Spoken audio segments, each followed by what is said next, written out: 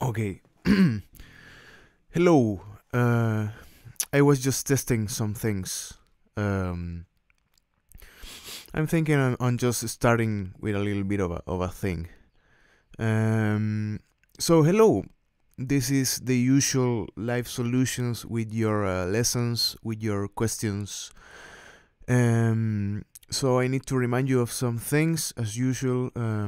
If you're new to this, prepare your questions, prepare your doubts in general.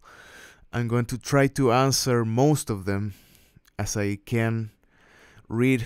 Some of you are already here, so hello all of you, all of the usual guys, all of the new guys coming.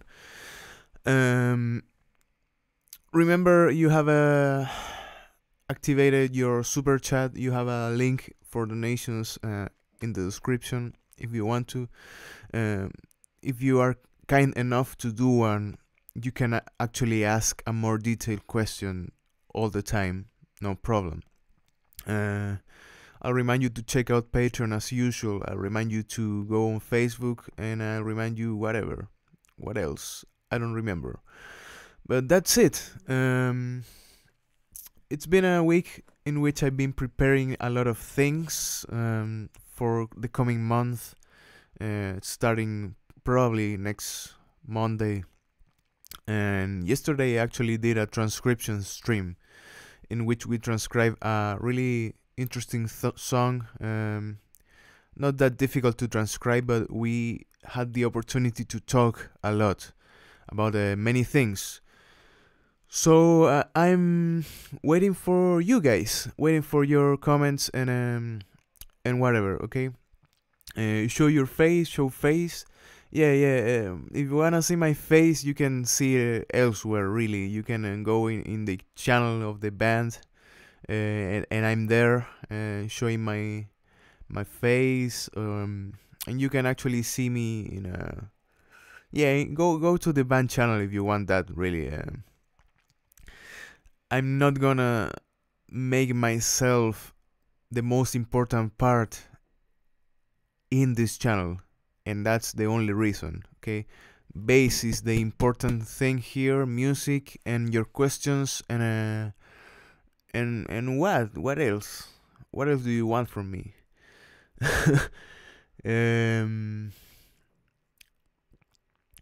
The songs that are coming up, Mr. Nathan, are well. Yesterday we prepared "Over Your Shoulder" by Chromio. That's a song that's coming.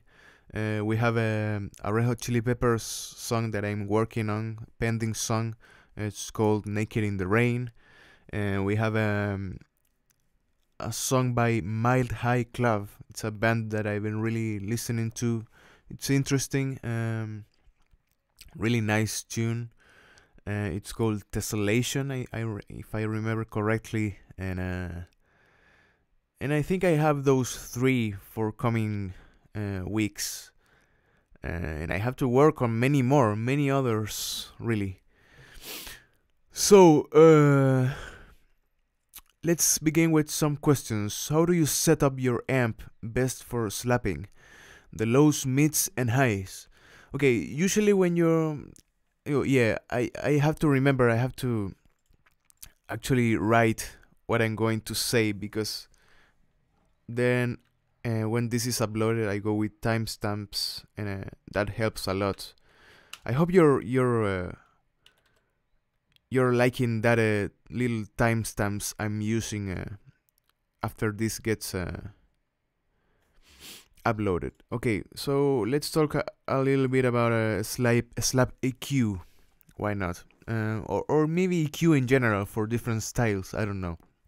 But usually when you want to play slap, you want to make more privilege of the bass and the treble. Okay, mids will make you a little bit more muddy usually.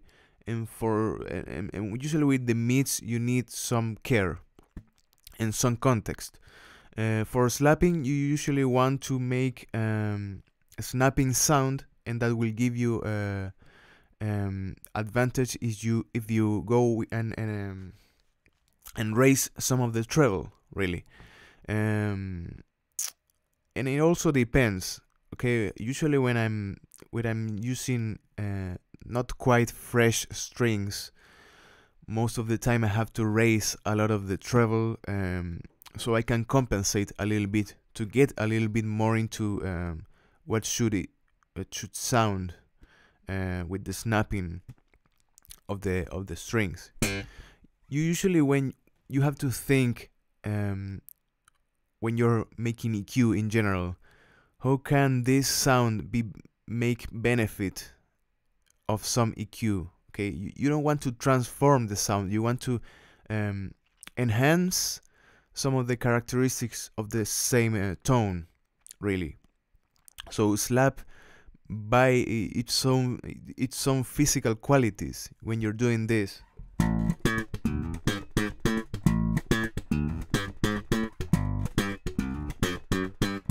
Or whatever, you really are trying to raise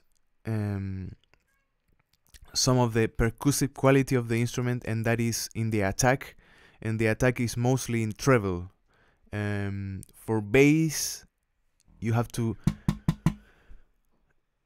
for the bass in the amp, I mean, you also have to raise it, because the percussive sound, it also comes with the body of the percussive sound will come some lower quality of the equalization. It's just like playing some drums, or trying to EQ some drums. You usually want to make some presence of the snapping part, right? And some presence of the lower part that makes you, you know, rumble a little bit of on the body. But that's it about a slapping EQ. I would recommend, if you're just using your amp, try to use some compression when you're, if you have the opportunity for EQ. Also, maybe using just the equalization of the amp will not be enough. Maybe you need a different pedal EQ. Why not? And that's it. For more rock purpose, usually you can raise a little bit of the mids if you want more aggressiveness into it. But that knowledge, it's a little bit difficult to get at first, you know, knowing which frequencies to boost, and that will give you some time to practice, I think. Some time to practice and hearing some bass lines and trying to understand, okay, this line, this bass is using a lot of treble, he's using, maybe boosting a little bit of the mids, he's using some effects for that quality, and what comes with the construction of the instruments. Of course, selection of pickups will give you different tones, and many things that you need to go in depth a little bit. Okay, I'm not a fan of the gear, you know, the gear quality of your knowledge, in which people always talk about what gear is the best, and in a little bit of a tweaking comes a little bit of a difference. I'm not that guy, you know, the guy that will just depend on the sound of the hardware, and for that you also need to EQ yourself, and that's the most important thing, I would say. You need to EQ your own playing, and that is possible, okay? And I say it most of the time, when you play with fingers, you have more of that quality in specific, okay? When you're playing something that should be a little bit more mellow, you can do that with a lighter touch in your fingers, with a more rounder touch in your fingers, using more of the body of the tip of your fingers, actually, to achieve more bass, more middle.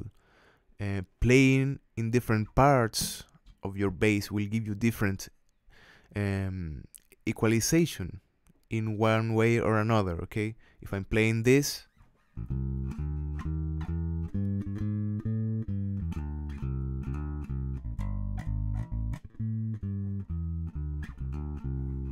compared to this,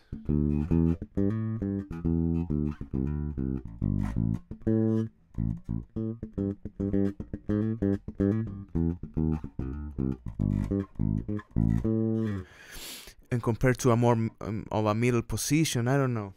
I'm just trying to play with the plucking in most of the times. Okay, I'm using more of the tip of my fingers when I want more attack, more high response, and if I want more bass response, I'm using less of the tip of my fingers, probably playing over here. Okay, all of that differences you need to apply.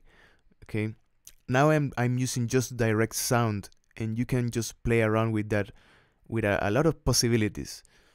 So if you make that, but also put in game your amp and the effects that you can run to, you have many possibilities of different tone. But you have to first try to exhaust the possibilities of your own playing. I don't know if you follow me here, and that I think is important. Once you exhaust all your possibilities of making you being the principal actor of the tone, then it will be easier to just tweak and enhance that tone that you are giving with your own fingers. Okay, so good exercises for that. Maybe, I don't know, try to play something easy, I don't know, and try to pay attention on what's the difference between playing over here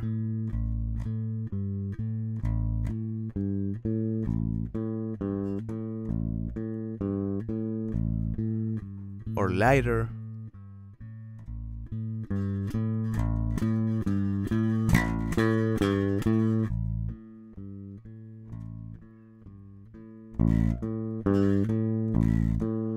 And messing around with your own knobs and when your own pickup selection, if you have one, of course, lowering your tone, using different possibilities. Now I'm using just the neck pickup.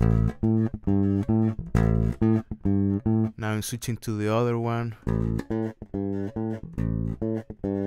So usually for more of a neck pickup thing, we're attending for usually more middles and more body in the bass usually. Okay.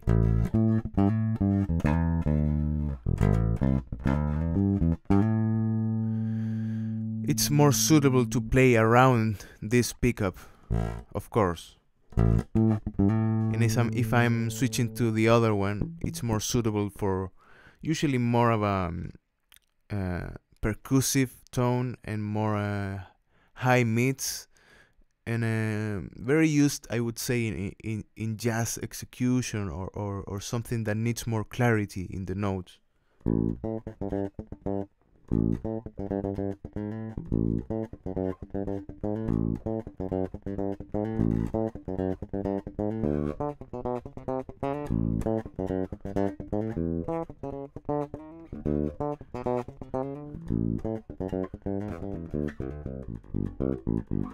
Or whatever, you can actually sound a little bit like Jaco if you have some imagination. I don't know.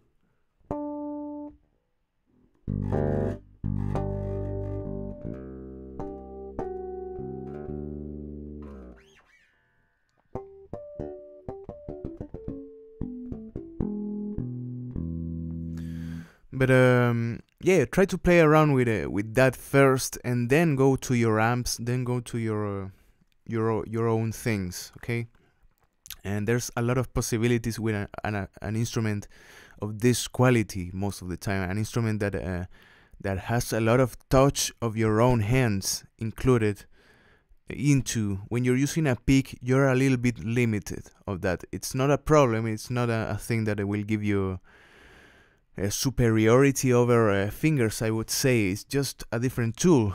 But this tool, your hands, will give different textures most of the time. Okay? That's everything I have to say for now about this. I mean, the first question was just answered, I would say. No. How can I learn to improvise solos? Okay, it's not just saying that, and I can't say I'm the best for giving you tips about that, because I'm just working on it. Okay, but the main and most important thing would be practicing scales, of course. Okay, scales. I know it might sound a little bit repetitive for people always to say to you that you need to practice your scales and arpeggios, but all modern harmony and modern music by itself, it's just centered around blocks of chords, and by that proposition it comes the use of scales. Okay, scales, I would say, come first as chords, because chords are formed around the difference on scales. Okay, if you have your majors scale. What you do to form chords, really, it's making harmony between those notes, just building notes up into each note. So instead of C, D, E, F, G, A, B, C, you have C major, D major, C major, D minor, E minor, F major, G major, A major, B diminished, and C again. So all those chords are just formed around the scale, and scales are important, and of course knowing your chord tones, or knowing your arpeggios, or knowing the notes that are correspondent to each chord. Okay, it's kind of like the same, and after you know that, you just need a lot of imagination, I would say, and a lot of listening. Okay, it's not all licks most of the time, and I don't share that use of licks as a library for you to, okay, I'm going to do something,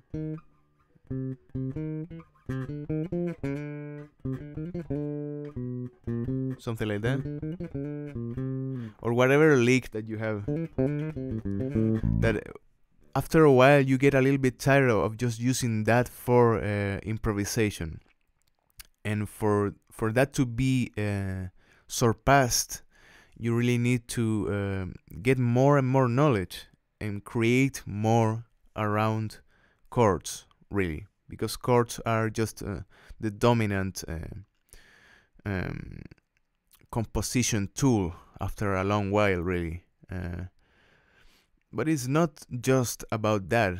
I would say the most important thing is you creating rhythm and creating textures in different aspects. Okay, I'm not going to go with the full detail on how to solo, because we will have to be a long time here, and I'm not really the best to say it in that. But you can begin by knowing what you want to do, and what you want to do if you want to solo is just playing some scales, playing some arpeggios, and getting onto it. How can I hit pinch harmonics on bass? That's a little bit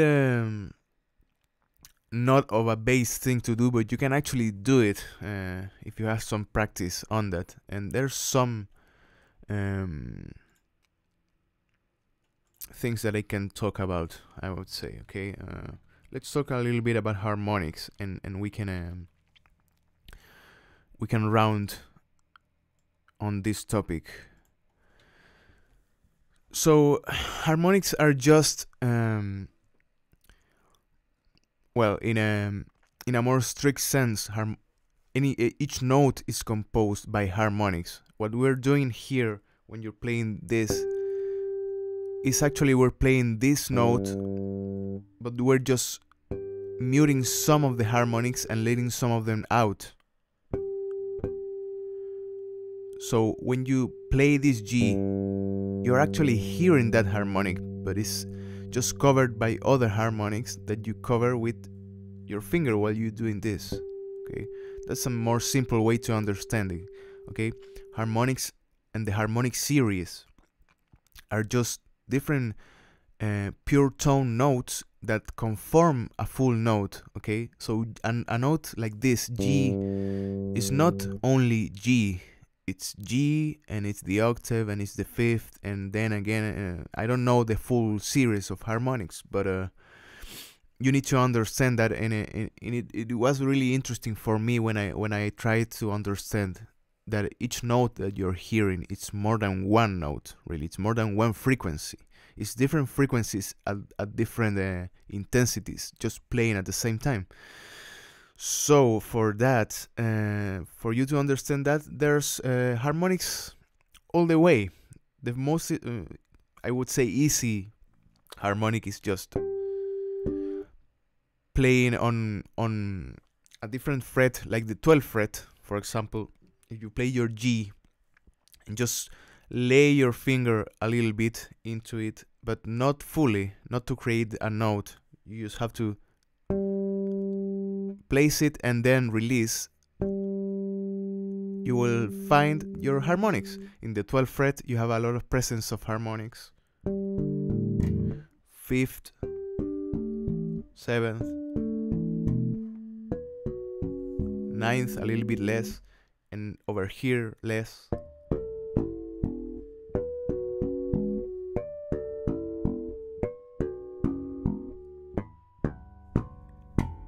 Even there, and more over here.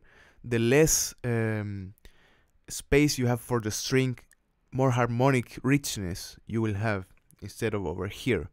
But that's just one form of making them. There's a lot of ways to actually releasing those harmonics, and pinch harmonics is just a more guitaristic way of doing it.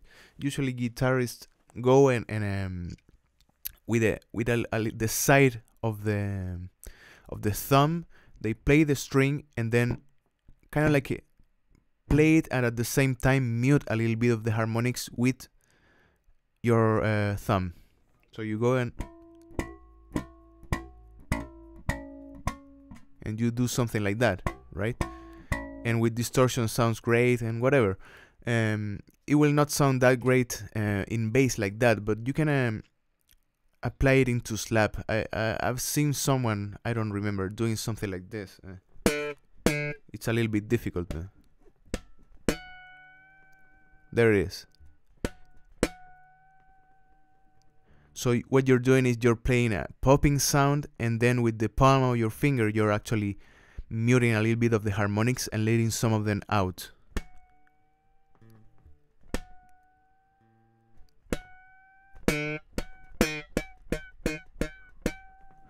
And there's another very typical way if you watch some Jaco videos, Jaco Pastorius of course, and it's playing the note and using the thumb in some place over here.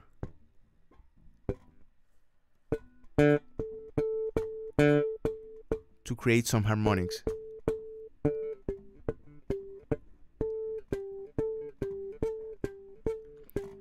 But with these types of harmonics, you really need to place your stop in different places while you're changing your frets over here. So you need to move around when you're playing with your left hand. So it's,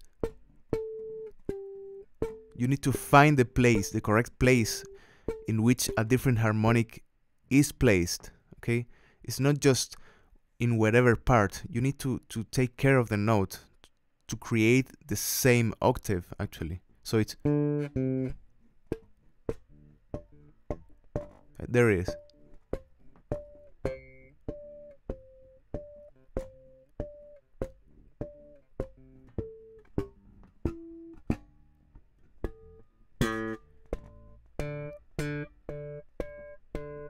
So the more intensity you put into your plucking, it will be more noticeable, of course.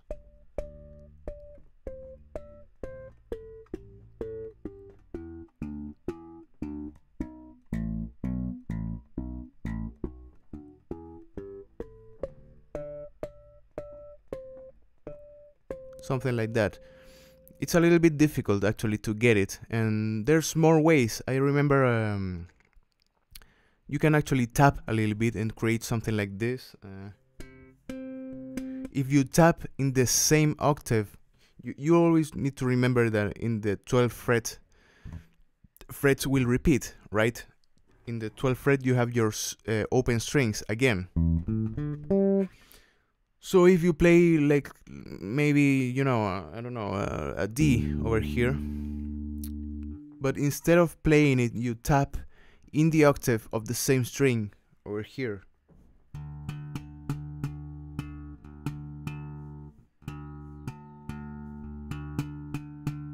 You will actually hear a little bit of the harmonics coming up, the octave harmonics. It works a little bit better with higher strings.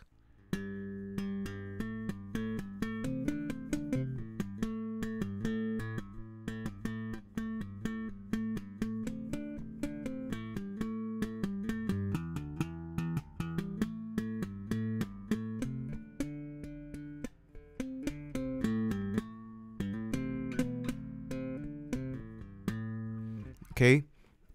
I don't know what else. There's other techniques for sure, but the physicality of the same is the same thing. It's just trying to alterate the vibration of the string to create different harmonics passing through and others just stopping.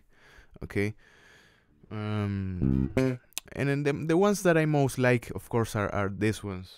The natural harmonics, of course, are more fully used, and then will create some interesting things, of course. I don't know.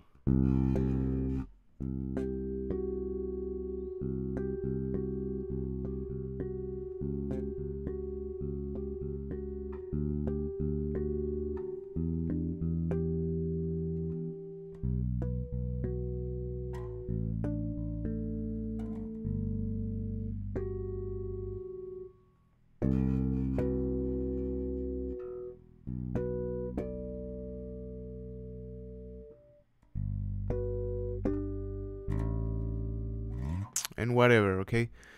That creates good harmony and interesting things for sure. So that's it about this question, I would say, okay? Let's see. What do we have here?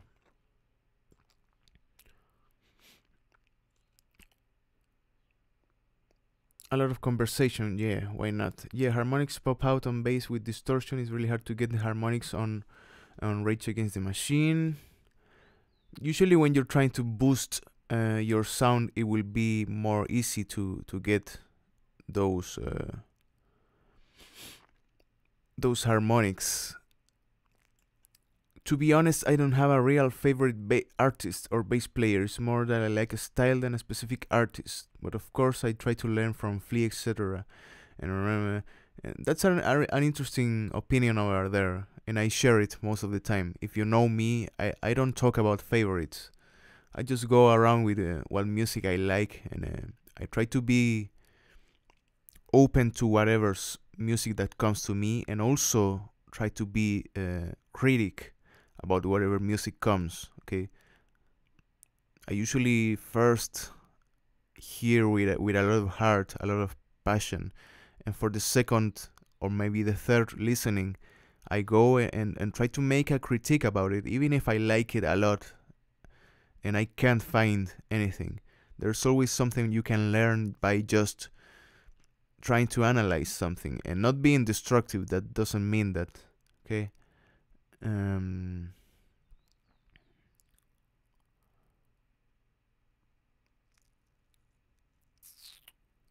Who's got your favorite bass tone? I heard a lot of good bass tones, but I don't remember really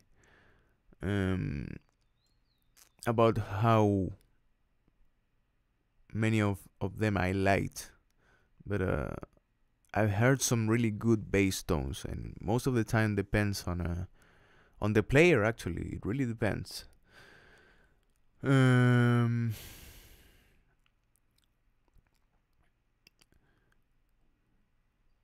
Did you ever feel like you hit a plateau in your playing, like you couldn't improve? What did you do?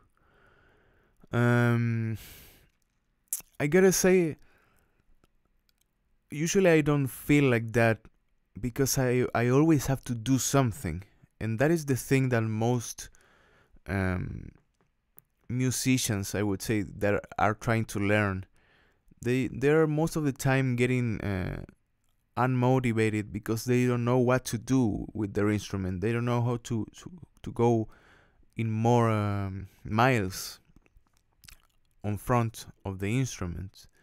And for me, it always went into creating the videos, so that gave me some goal, some reachable goal, and it meant having some specific goals. It's always important. Okay, I'm going to achieve this little thing first, and then let's see what's coming through. So I actually would inspire you to record yourselves, because that is always interesting, trying to create something around your instrument, and then figuring out, okay, I can improve on this, so if I want to make that, you need to have a mission for your own improvement. It's not just for playing, it should be for something, I would say. And of course, knowledge will be, I think, your main and the most important thing you always need to apply into. Okay, if you think you're just playing the same thing over and over again, or trying to improvise the same things, you need to acquire more language, and for that you need to create more space for knowledge, really, for reading, for trying to listen to a lot of music most of the time. Transcribing is always great, and I would say many people always say that transcribing is really important to get what other people are doing, and for me that's the case, really. That's how I think I can understand a lot of things that are happening in a song, is because I can transcribe a lot of things. So begin with that, begin with practicing even transcribing, but also in the context of theory, trying to understand what's happening, what's the note, what's the interval, what's the context of that note in that chord. Okay, those are all things that you can manage to do just by listening, and just by having some little understanding that I'm trying to give you. Okay. Playing with others is also a great thing, says Chief Crazy Bull. Of course it is, really. You need to, I would say you really need to have someone to play all of what you're doing, because there's a psychological I don't know, it's implicit into it. When you're playing with other people, you usually want to prove that you are playing good in one or other aspect. If you really have some feeling for the music that you're doing with your guys, with your people, you really need to think, okay, maybe I'm going to let them down if I don't know that very well, if I can put up something in the table, something interesting. And that a little bit of a pressure, it's always good. Okay, if you can handle a lot of pressure, I would say just go for it. But pressure is good if you are in a good state of mind, and if you're willing to sacrifice a little bit. Okay, you always need to sacrifice a little bit to get to next levels, if you want to.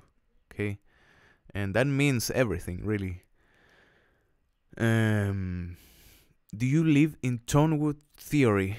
I assume that's related to the quality of the wood and how it affects the tone of it.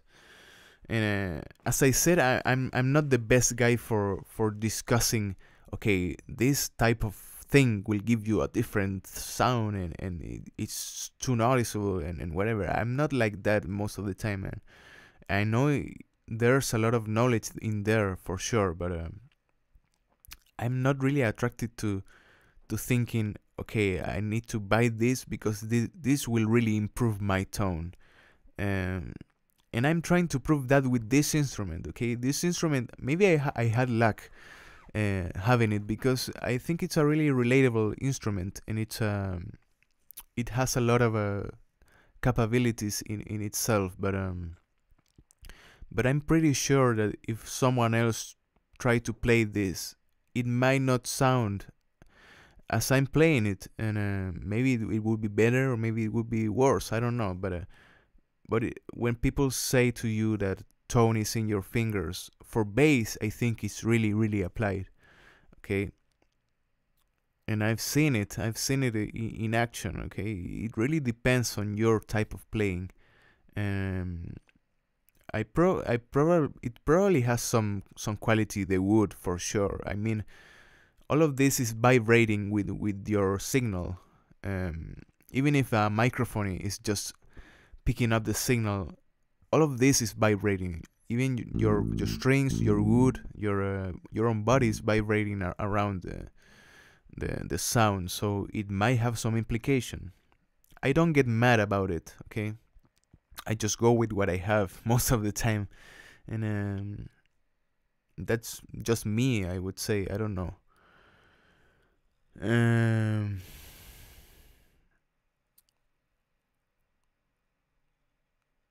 What else? He says, I like playing closer to the bridge. It helps me play faster and gives me more attack. Yeah, that's a thing to always remind.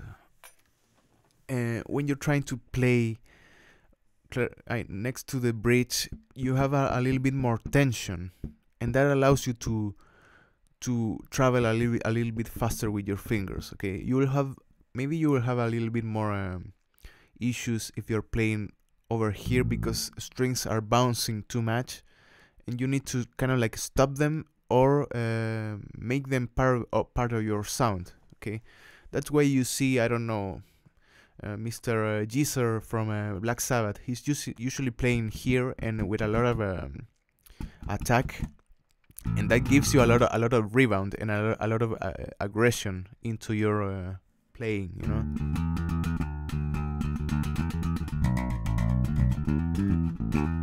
But there's a little bit more refinement if you play over here, because you can play faster and get a little bit less movement.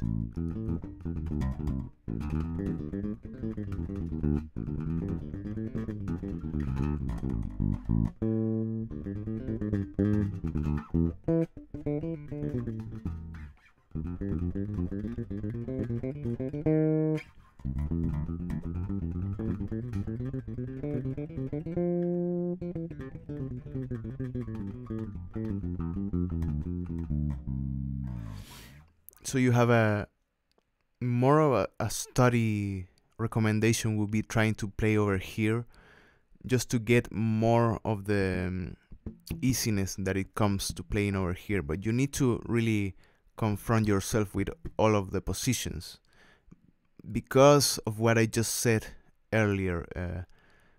There's different tones in each part of the bass that you can play, so you need to adjust to the tone, okay? And that is important.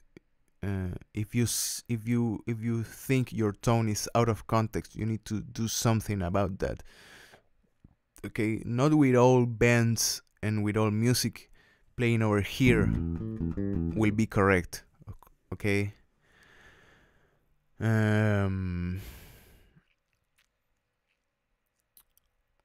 How many years did it take for you to get where you at? It's not that long, really. I always say it's about 7 years of playing bass, because I just think about the creation of the band. Because with the creation of the band came me picking up the bass, really. And I wouldn't say I took a lot of attention into it after the creation of the channel, and that was about 4 years ago, I think.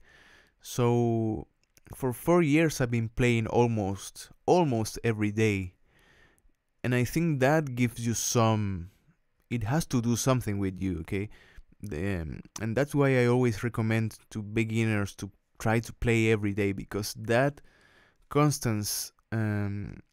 consistency in your time will give a lot of improvement. So it doesn't really depend on how much years you have. You maybe someone says to you, I've been playing 20 years, and you think, oh, this guy must be a really a beast. And maybe he played, I don't know, once a year or once each month. I don't know. Okay, so it really depends on the consistency of your playing. And if you come from a musical background, it may be a little bit easier. I don't know. Okay, I came from playing guitar since about 12, 15. So I've been trying to play an instrument from a long time, about more than 10 years. So maybe that gives you a little bit of a startup. It's not from zero, but there's difficulties in it that you need to apply. And you will never be the best, really. That's something you have to kind of like erase from your from your mind. Okay, not even the best guys are the best, because there's infinite possibilities of what you can do over here, in terms of technique. You need to go with your creativity, I would say. You need to go with what suits to you to create and to feel more interested in playing music. So I don't think years should matter a lot. It's more that, okay, maybe I need 1 year to achieve the sound that I want, to achieve the things that I want to achieve. The thing is, when years pass, you will get a little bit bored, and you need more. You need more motivation. You need more knowledge most of the time, and it's just like trying to speak 1 year with your own language and trying to use, I don't know, the 100 words that I probably know of English. It's difficult for me, and you can see me struggling most of the time because I need to think. Okay, I need to think about this word because I'm translating into Spanish, and I need to think about that, and that process, it takes some time, and I need some more knowledge. I need some more words and some more experience to create a more interesting communication. Okay.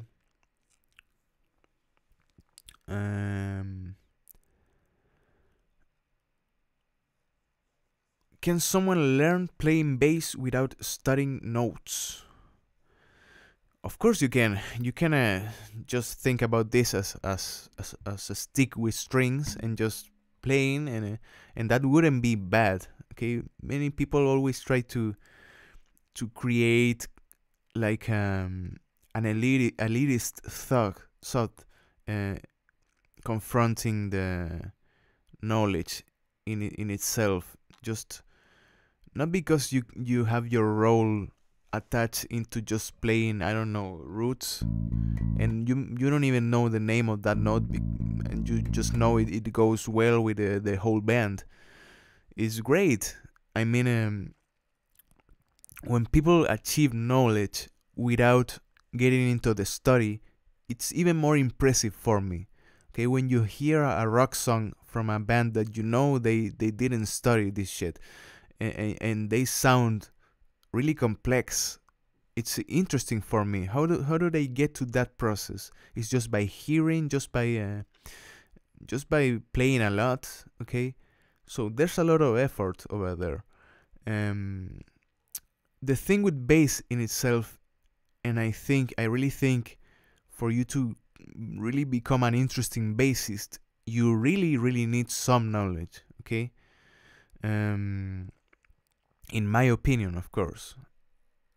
And studying notes would be just enough for you. Okay, just knowing what notes to use. Yeah, but yeah, that's it. True and best tip: play every day, guys and girls. Yeah, I don't think you need to play 2 hours each day. If you can play just 15 minutes, I don't know. It's just going through one thing one time and then resting and trying to do it again will almost magically give you some advantage, and you will notice that. Okay, I've been playing piano just for a thing, and I just went and played every day, and when I had to play it, I just knew it because I was playing it, and it became a routine. Okay, so that is important.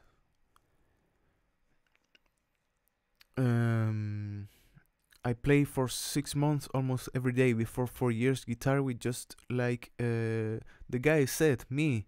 Not intensive. It helped me, of course, later on with the bass. Yeah, it actually helps. So, do you think that playing with the pinky is useful? Like seriously, I've been trying to play with all of my fingers, but many people say it won't be useful. I don't know with which people you've been talking, man.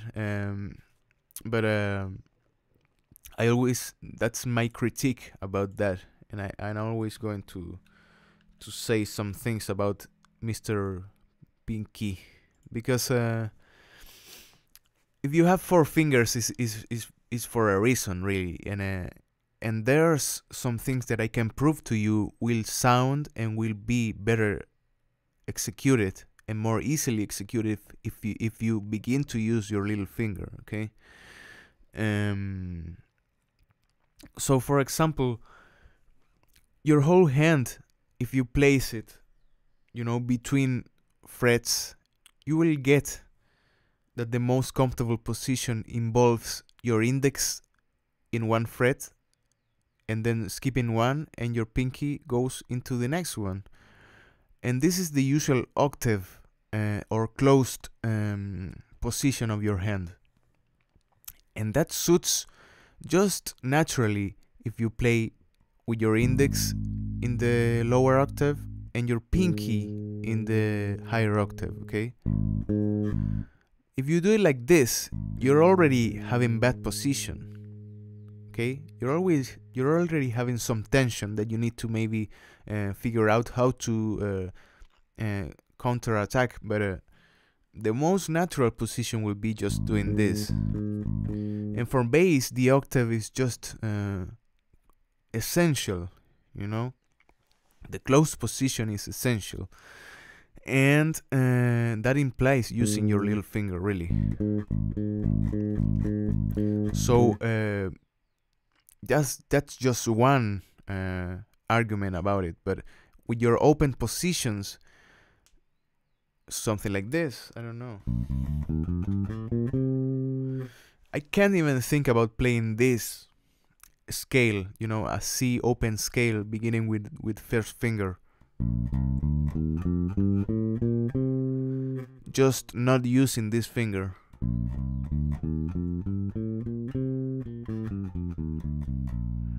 It's just painful, really. So the reach that you can achieve, it's important also. And I know you will have to struggle with using the little finger a lot, because I went through that exercise of trying to use it, and it doesn't even respond at first if you're not really accustomed to use it. Okay. I think he corrected himself and said I meant pinky as in my right hand. Okay, there you don't have really a use of it. I've never seen someone using a pinky in the right hand. It's just a little bit silly, I would say. Okay, but you gave me some leverage to talk about something that I wanted to talk, really, and it's the use of the little finger in the left hand. Okay, you always need to use it, always. Okay, so let's move on.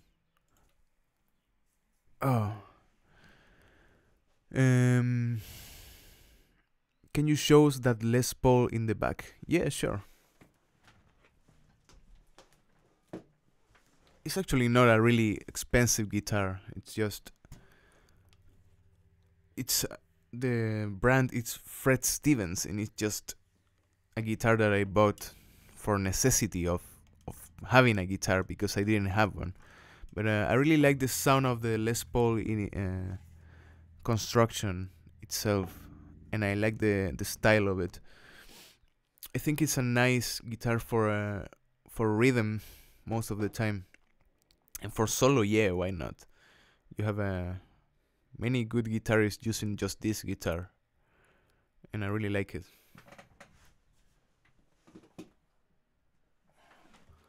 I would love to have of course, an original Gibson Les Paul, but time will tell.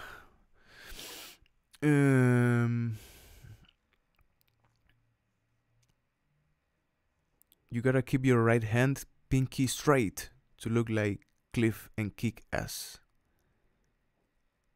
Oh yeah. Um, I wanted to talk about. You remind me of something. I would say many people have some doubts about how to play with the right hand and how to manage to use these useless fingers, or how to place them so they are in the best position. And I've seen many bassists just kind of like retracting these fingers and just using these two like this.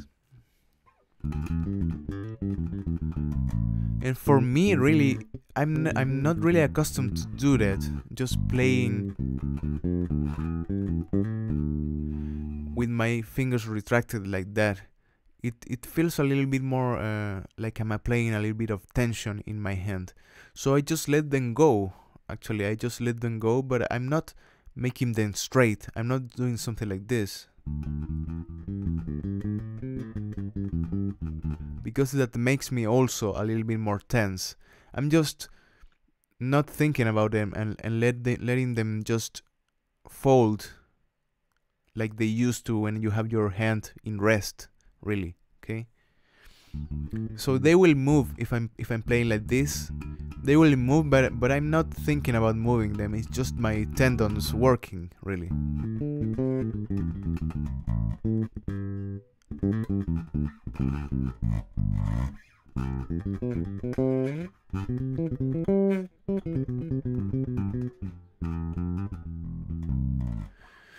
So I would recommend you to just think about it like that. Never apply much tension if you have the opportunity. Okay. How fast can you play scales? I don't know. I just can play it like this. Even maybe if I try it a little bit faster, I know.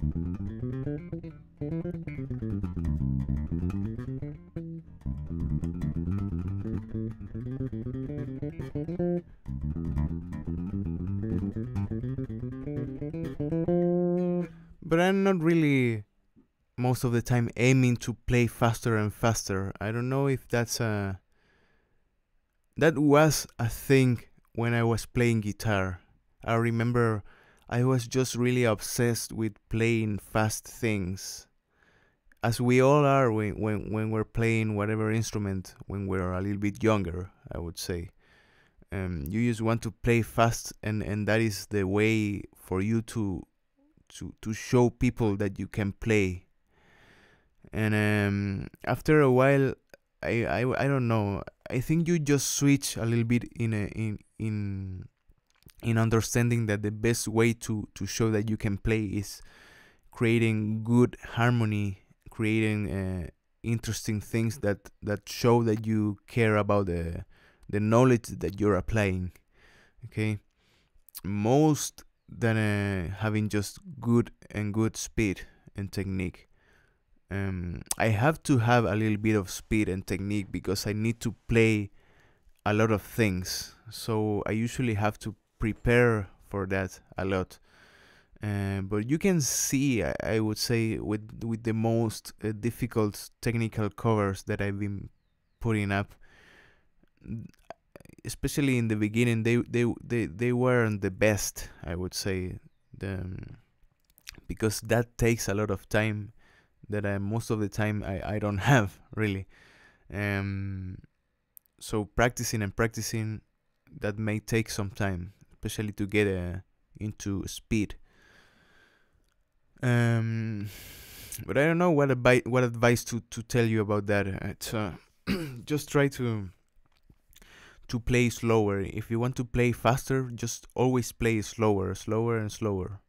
Okay, that is really the true ironic advice that someone might tell you. It's, if you want to play fast, just play really slow.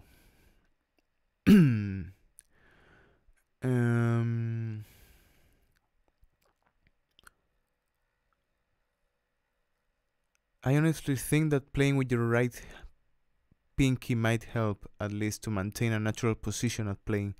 Yeah, that's what I was just telling. For me, the natural position is just resting with these hands. Okay, I gotta say sometimes I use this finger to kind of like a last resource, for just muting a string that I don't want to be hearing. But I don't even use it that much. Okay, maybe when I'm playing with other type of technique.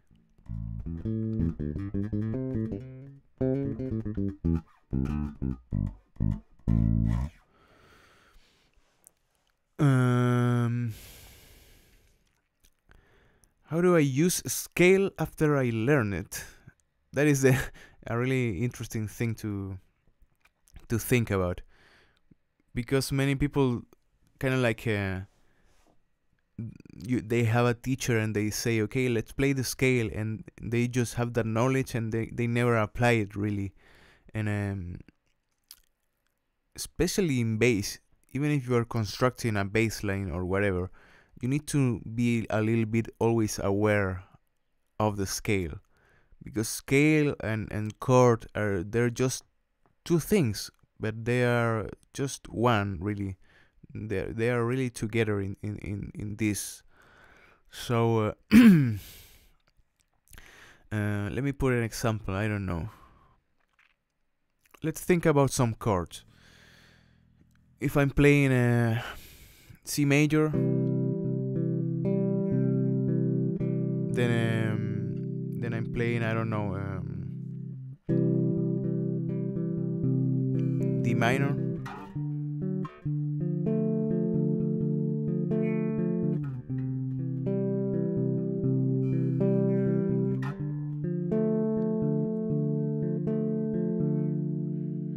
And just with those two chords, if I want to create a line, I just can go through a lot of processes.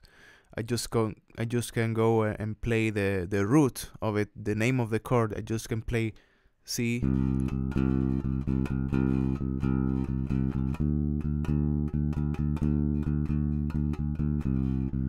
and that's it, right?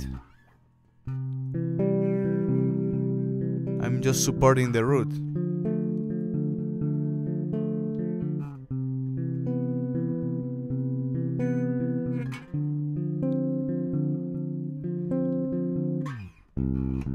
But then I can apply more knowledge of knowing the notes that come in the scale, in the chords, I mean.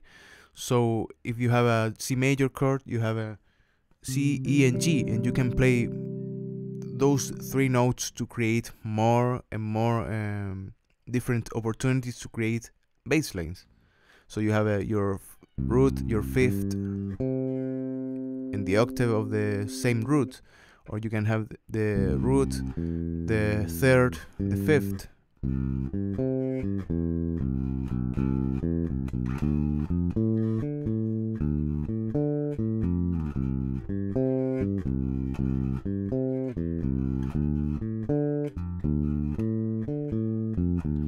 Those are the notes that are just played in an arpeggio way, because we're just differentiating the chords and the notes that are making the chords.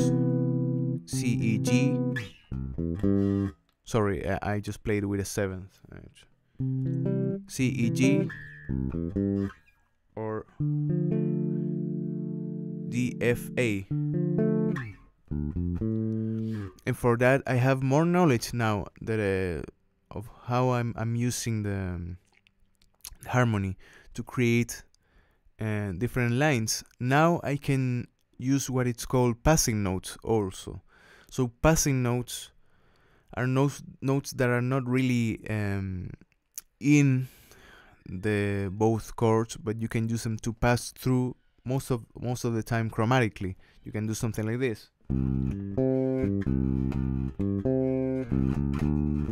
And that note comes chromatically.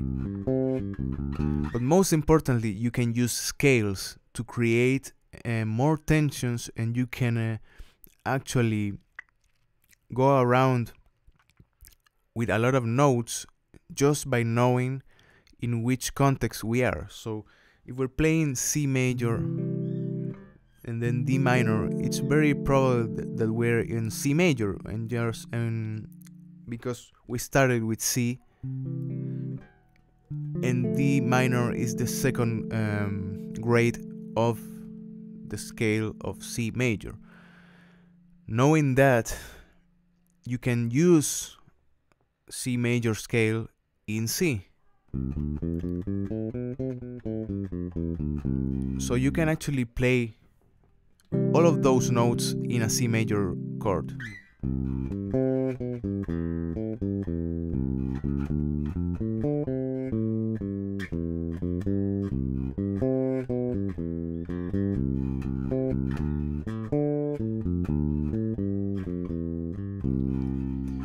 So that creates more interesting things that you can do. Okay, knowing the scales will make you understand that different shapes will create different scales, and that scales can be used in creating things, in creating specifically lines or solos or whatever you want, really. Okay, so because those tensions will give you some interesting relations between voices. Okay, the history of bass, it's really the history of the evolution of how to use those notes and how to get out of them and going into them, because bass at first was just this root fifth octave most of the times. Just that was the role.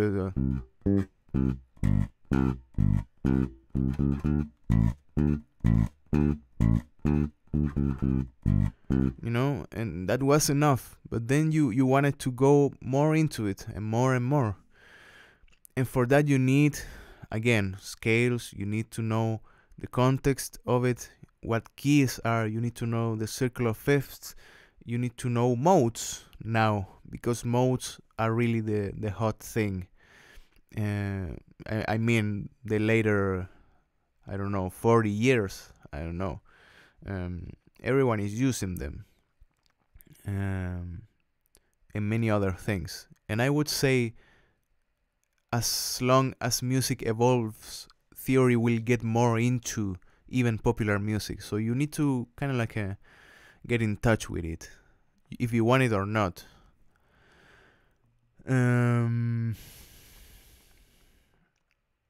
Let's see what I missed. Okay, how about walking bass? For example, what can you play when you have a tritone exchange before another chord? Example, D flat minor to C major 7.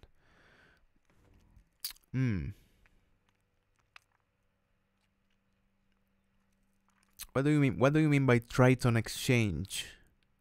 Really? But let's play those chords.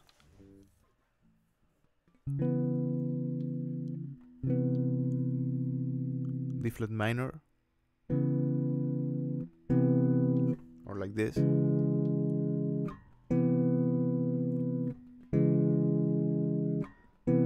Again, walking bass, for people that don't know, is just the appliance of that knowledge, but without the quality of different rhythmic. You're just playing constant quarter notes or whatever.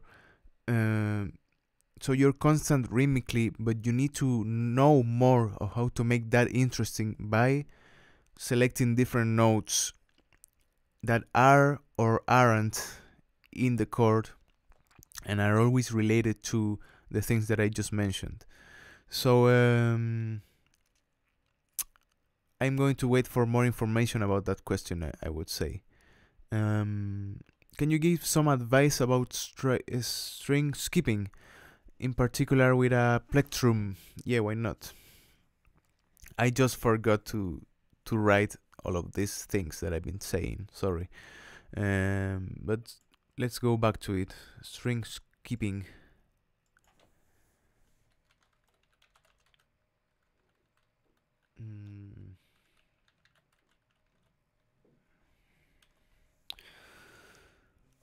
Okay, there's difficulties for both.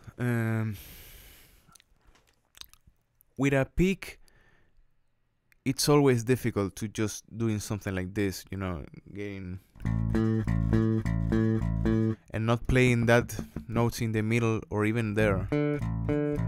And that is most of the time precision, just getting along with precision and trying to create some exercises, really.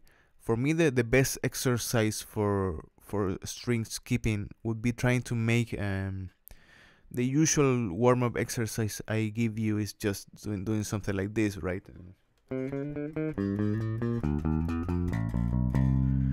But when I want to practice a little bit of that issue, I most of the time go and skip strings with this same exercise. So I go G string, A string, then D, then E. So I'm just skipping from here, okay? The same can be applied with fingers. Okay, so it's G string, A, D, E.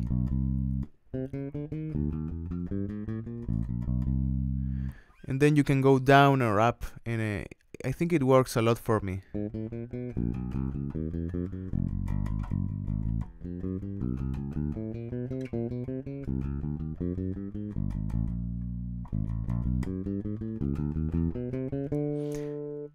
And this exercise, if you are good enough, I would say, to play it really clean, I think you're having a lot of that problem solved, because when you're skipping strings is when most of the noise will come.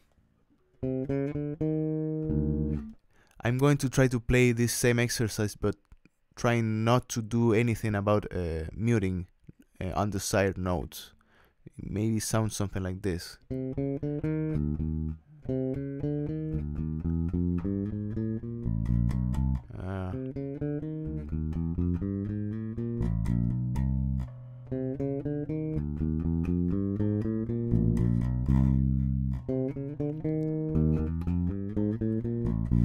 It sounds really dirty if you're not muting some notes, really, and maintaining your thumb floating around the string that comes behind it. Always the thumb is doing that, okay? Muting here and muting all the other notes, really.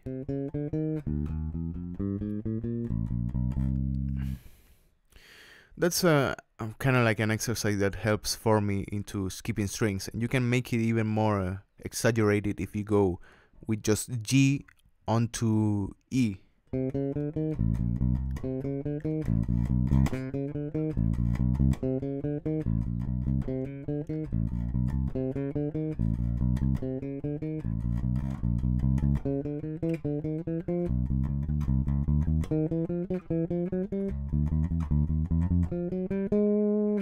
You know, I like that type of exercise because you can actually apply it into everything, really. It's just not thinking that much about notes and figuring out more about the technique that you're using. And with a pick, it's kind of like the same deal, but you need to maintain more alternate picking, and that might be a little bit difficult because you need to think about that. Up, down, I mean down, up, down, up, down, up, down, up. Okay, always trying to alternate. The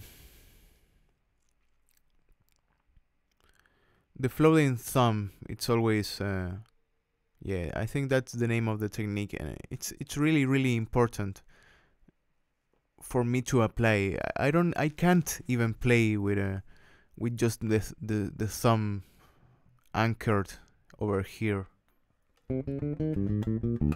I mean, I can, but it's a little bit more difficult.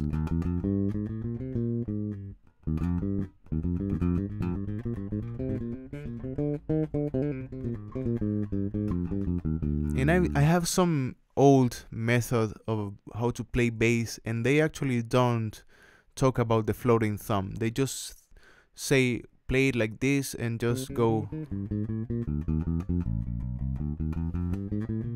But you know, technique it's really evolving, and maybe sometimes it's right, maybe sometimes it's not. But for me, the most important thing again for a good bassist is maintaining control of all the notes, all the strings when you're playing and when you're not playing them. Okay, so if I'm playing even this note, I'm maintaining control of all the other strings. Okay, if you play this string, they will not play. This will not play because I'm muting them over here, and I also muting them with my leftover fingers over here. Okay, that is really, really important for me.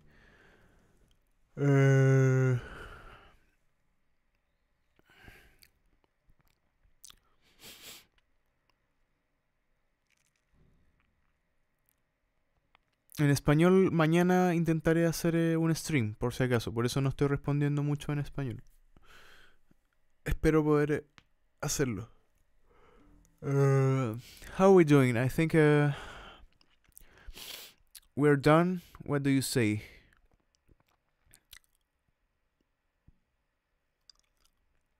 Let me see if I missed some questions over here. Do you find a lot of use in a 5 and 6 string basses? It really depends, you know, because if you find it useful or not is not a thing of that you can discuss with objectivity. Okay, I can find a use in a bigger canvas than a smaller canvas if I'm a painter, you know, and that doesn't mean I can't or one is better than another. It's just more to have. Maybe can improve your creativity, maybe can make less of it. For me, I really like the idea of having less to work with. That's why I like the 4-string, and I like that. But if you have more strings, I will always recommend you to first at least go through a little bit of having a 4-string.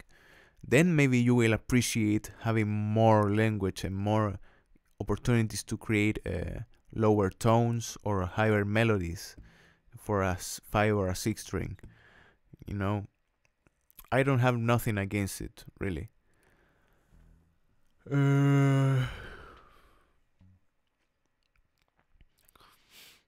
Let's see what I'm missing. Nicolas De Luca. Can you explain abrir the techniques to relax of hands and arms? Sure, man. You can ask the question in Spanish and I can translate for you, no problem. But I understand really. I'm going to go through it because I always do it, and I think it would be kind of like a closing part of the string, just reminding you how to apply good technique and having relaxed hands and all of that. Okay, I'm trying to do it fast now, but for right hand floating thumb, we were just talking about it, but your arm must be always placed over here, and the angle of your wrist shouldn't be that extreme. You shouldn't be that in like this, you know. It should be just in a nice angle, but not that acute angle, just like this. Maybe more like 3/4 of a portion of your forearm should be behind it and just over here. The floating thumb means that your thumb always moves around when you're plucking. So you pluck most of the time trying to use your index first. I gotta say I use my middle first, but the thing is just alternating. So you play whatever note and you go.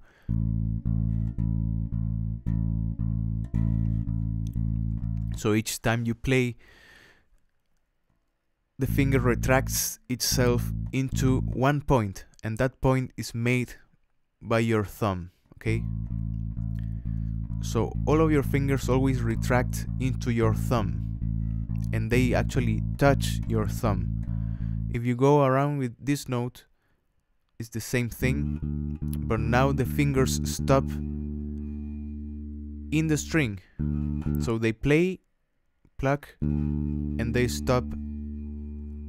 They are stopped actually by the other string. Same for this one, okay? And the thumb is always going into it. Only that will give you some time of practice, really, to get a natural position and not hurting yourself. These fingers, as I said, they always need to be, for me, in my opinion, just in a natural bent position, okay? Not thinking about bending them or retracting them, just maintaining it like this. And what else? For this, the thumb, that is important. Never like this, always behind, always pointing a little bit upwards. Your wrist needs to be most of the time relaxed. But the thing about the bent wrist, the famous, you know, it depends. It really depends, because in this part of the fingerboard, for you to achieve a good open position like this, you really need to bend a little bit of your wrist. It's impossible to do it just without a bent wrist, maintaining a good open position in the first frets. Okay, over here you need to relax a little bit more, and you can maintain a more relaxed position, and that goes inwards into you. Your arm always goes inwards into you. It's never like this. And the grip is always like this, okay? Fingers always just have the goal of being relaxed enough just to press down and up. It's never lifting your fingers and like this. And that is another important mistake of a beginner, trying to do something like this. Instead, it's always like this. Fingers go like in a stair motion, stairs, going up the stairs, like a little bit of a spider thing. I don't know. Okay, but they're always at the less distance possible of the string. Just prepare to attack. Okay, and there's many other things that we can talk, really. Saludos desde Ecuador, excelente. Saludos para Cami Pérez, que me dijo chupa el pico. Got a quick question for everyone. Does everyone get like a stress on your hand for plucking too long? Then like you see a ball-like shape on your hand. Okay, you need to be really aware of that, because I actually understand that thing that you're suffering, and you need to be really careful with this, because that ball shape that you're making a little bit more exaggerated is actually your tendons swelling up and being too stressed with the tension in which you're playing. Okay, so I experimented that when I wanted to play faster, even for this Hysteria song that I have in the channel, you know. Just having this a lot of time doing, maintaining good amount of strength will always be difficult, and for that you need to stop when you think you're too stressed out in your hand. Okay, it's always, pain will always be your friend in telling you when you need to really stop. Okay, and maybe correcting positions, as I said to you, with the right hand. Okay, when you're playing faster, you just need to play a little bit lighter, but with more of the tip of your fingers, so that will give you more attack. Okay, the motion should always be really relaxed. Okay, Try not to bend these fingers when you're playing fast. That will give you a lot of tension. Just maintain it like this. And always trying to use the less motion you can. It's not like this. I mean, for some songs, it must be like this.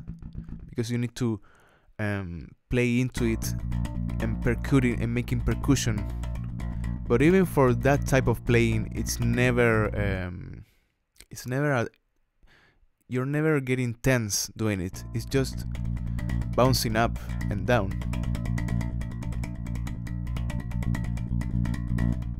Okay. But that's it. Please always stop when you're seeing something like that, something that is not really normal to have, and relax yourself, relax your hands, and maybe skip a day of practice. You know, that's always interesting. Also, when you're accustomed to play a lot, and every day, when you skip some days, you will actually miss that that kind of like a routine of you playing, and that will give you even more motivation to pick your instrument after some days. Okay, that is great when you're thinking you're losing a little bit of the motivation, I would say.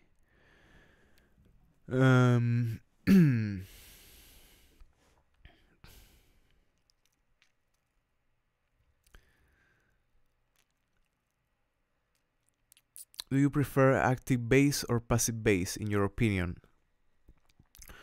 I don't think I ever had the chance to play an active one, but I do know they have more gain placed into it because of the circuitry that has the battery in it, and it gives you a little bit more clarity. I would say the active sound is usually real bright, but I like to stay with the passive ones. I just like to have that sound.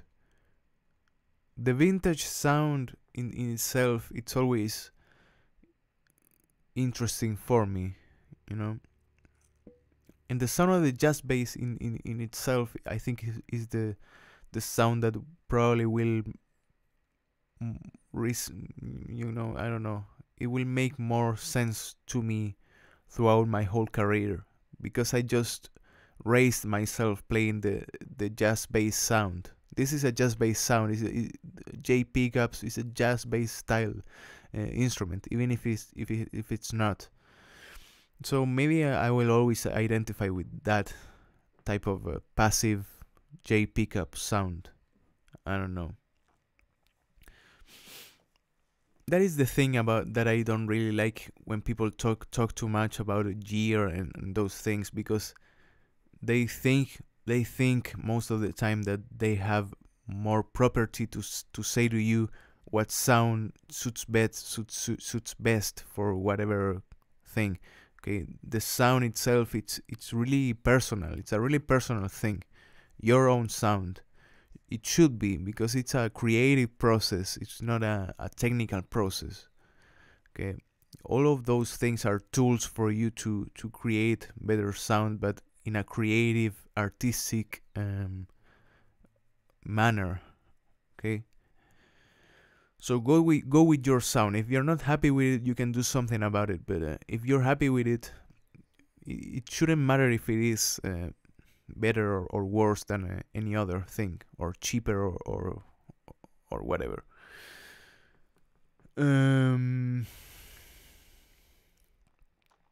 I think I'm going to go, because it's been a while, and that's it. So if you have some final questions, you can let me know.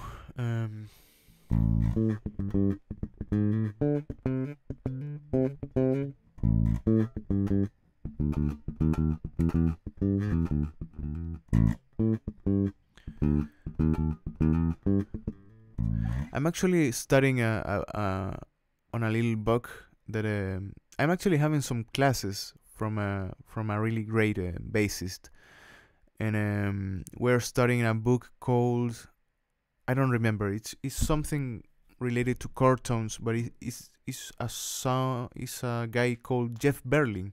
You can find it if you put Jeff Berling chord tones PDF, and it's really interesting for the practice of chord tones. Really, really interesting, especially for getting what they are and what they are in respect of intervals. Okay, so you begin with a C major 7 chord like this, and after you understand what that chord is, you will understand that these notes are the composition of it. You have C, E, G, B to create that chord, and chord tones will be, I think, really important for whatever bassist. If you manage to understand, okay, I have that chord, I can play this note, but also I can play this.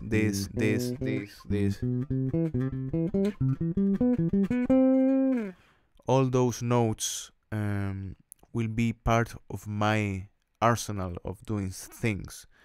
In just that way, in just the way of inversions and in the way of knowing the notes.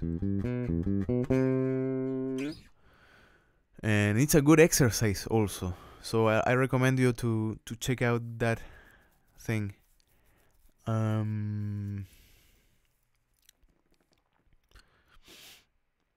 Do you have muscle in the left hand? I play bass daily, but I don't know anybody with a swelling there.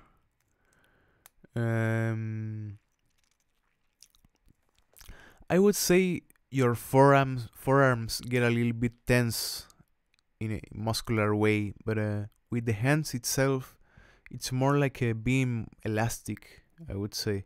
But yeah, in the hands you will notice after you play, you're a little bit more swelling over here in these parts.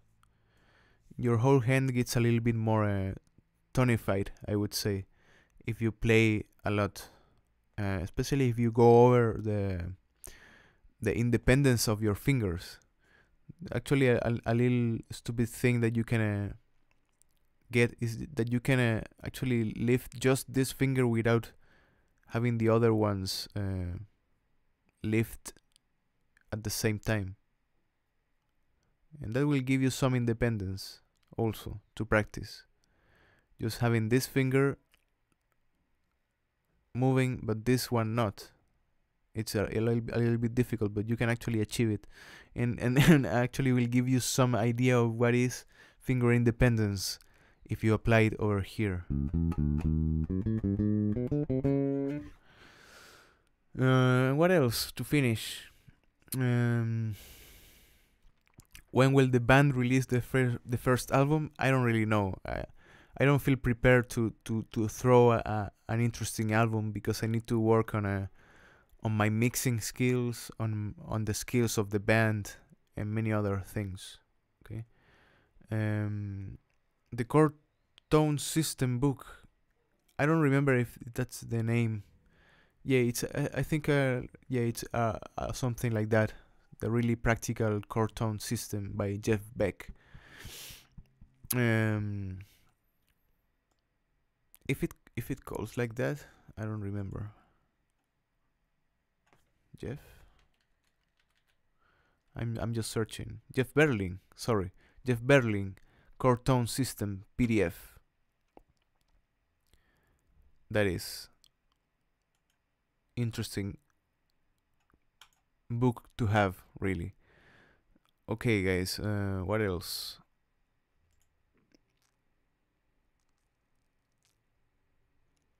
Do you really like being a bassist or musician, or do you have another vocation, taste, or passion? It's been a while, really, in which I've been involved with music, until a time that I'm really not thinking about other things most of the time. But it's probably not the only thing that I really like. I really like all type of knowledge, and I really like to watch many things related to philosophy in itself and art in general. I would say I'm a more art-centered and philosophy-centered person into the instrument. Okay, I'm not a really technical guy. I'm not a science mathematic. I'm not using science or mathematics to apply into my own view of the instrument or of music or of life most of the time. I'm more into reading philosophy or reading history or reading art history or something like that. And that's it. I would recommend you to have a a more broad knowledge of everything, because that will give you more tools to apply into your own creativity. Okay, it's not just only bass and not just only music. Okay, even if you really like it. I don't talk about favorites really. I know it's a little bit annoying to say, but I'm not a.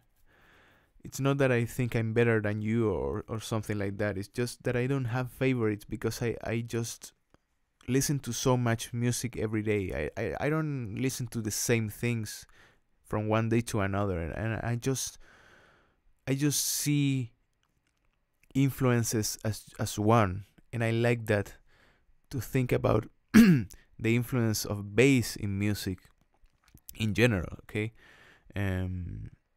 of course you have bassists that I always mention. They were kind of like an inspiration to follow, or someone that you said, okay, he's great. But after a while, and with my vocation and my work, you begin to understand that there are many guys doing great things. Okay, it's not just Flea and not just Cliff and not just the big ones. I gotta say, I'm really interested in jazz, and we really look up to jazz because we're usually not understanding what's happening. So I'm trying to make more knowledge out of that, to just being able to understand that it's not a thing of another world. That many people think that music or talent is a thing that you can achieve if you're just a magician from another world or something like that. And it's not like that, okay? Always try to think not idolizing someone. Try to think that you can achieve whatever he can, because you're also human, okay? I know it sounds like a hippie thing or stupid thing to say, but it is really true. It's just facts, just practice and just dedication into it. Do you recommend your bass? Yeah, I always recommend it. I would say it's great for starting and great for it was great for me, and it's still being great for me, for my sound and for what I want. If it were for me, I wouldn't change it ever, really. I know it has some limitations, and I know it has some other things, but everything has some limitations, and everything will be. Okay, you need to make them race out in other contexts.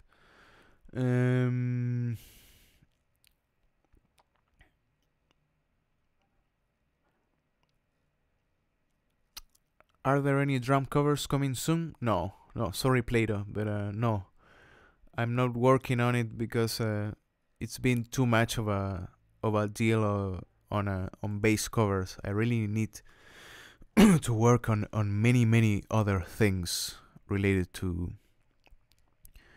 bass covers that I have to upload. Better said, what type of music do you like the most? I know you listen to everything, but what kind of music would you do with your band? Yeah, I really like rock in that aspect. Okay, I think rock, it's kind of like making an evolution that is a little bit compared to the evolution of jazz or the evolution of classical music, in which you're not just playing rock now, you're just um, making fusions that come with anything you want. And I like classical, jazz, and rock. Those three really three genres for me are the most expansive, the most permissive in the way that you can actually think about music. Okay, you can mix both of them if you want to, and how the era will come, I think will create kind of like an emancipation, I would say, of the genres. I don't think in some years we will think too much about genres and more about music. We will just listen to something and it will have influences from everything. And I would love to contribute in that way. Okay, rock will be always for me kind of like the roots of my knowledge, because we were just raised in a rock world, especially born in the 90s and you know. So I always like to apply my knowledge into the popular genres. Okay, I think popular music, it's difficult to achieve good popular music, and that difficulty always kind of like attracts me into it. Have any of your covers been ones you wanted to do yourself? Yeah, I have some of them.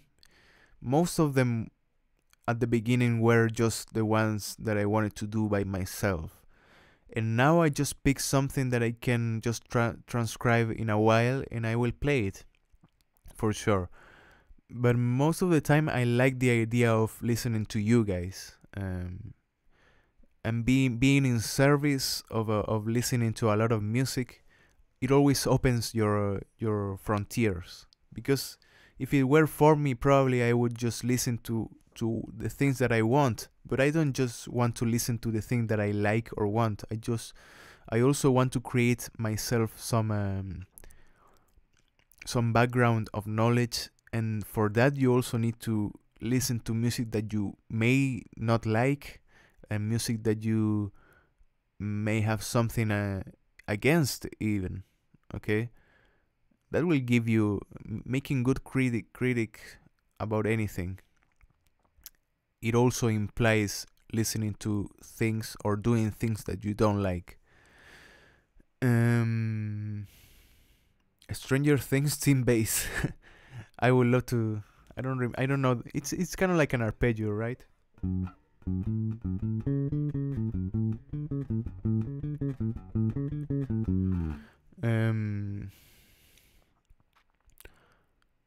How much time did you take to play like Claypool? I would say it's less than you think. Most of the things that you think it took me a long, it wasn't that long really, and that is because I had some training probably, and that is mostly because many guys kind of like don't even bother to check out the great ones, because they think they are kind of like untouchable in their influence, and that is not like, it's not like that really. I think we all need to kind of like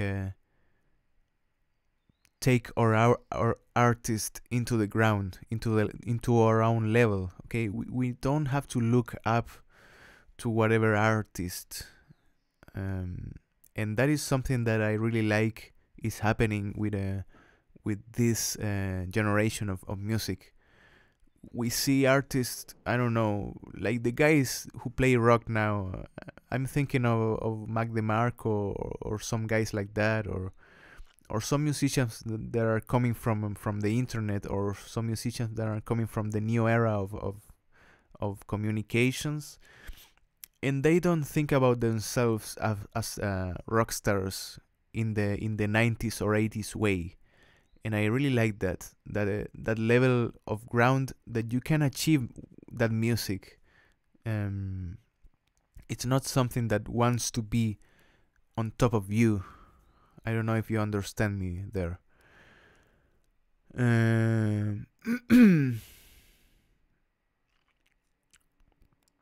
Yeah, I'm thinking about upgrading the pickups on the instrument. That would be something interesting to test.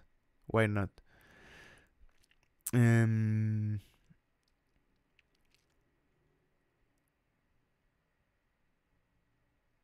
You don't have so many subscribers, but your videos have many views. You are lucky. No offense. Yeah, I don't take it. This type of channel will never have the amount of subscribers I would want, because people that come into this channel are more like, okay, I'm going to see that video and that's it. I don't want to listen to more music. But the guys that are subscribed, I really like their idea, because they just want to have constant practice, and they just want to hear whatever I want to play or I have to play, and that also broadens your hearing. Okay. Honestly, I don't think many people enjoy death metal in 1 week and then the other week J-pop. I don't know if you can kind of like complement the two of them in one person, but I am like that actually. I like to listen to those extremes. They tell me something most of the time. Okay, I think I'm going too much out of context over here. So, how do you play the last beats after the solo on Animal Spirit? Can you save that question for the next one, because I think I'm going to go now. Okay, guys. If you have something else that you wanted me to say, you can save it for the next stream. That will be next Friday, of course. I'm going to try to make tomorrow another one that I'm trying to do in Spanish. That is my native language, okay? So I'm going to tell the guys now if there's someone. Mañana intentaré hacer un stream en español, así que estén atentos, okay? Voy a avisar de todas maneras. And that's it. So I'll see you guys next Friday. And expect for this week new covers coming up, okay? So that's it. Take care, and I'll see you next time. Goodbye.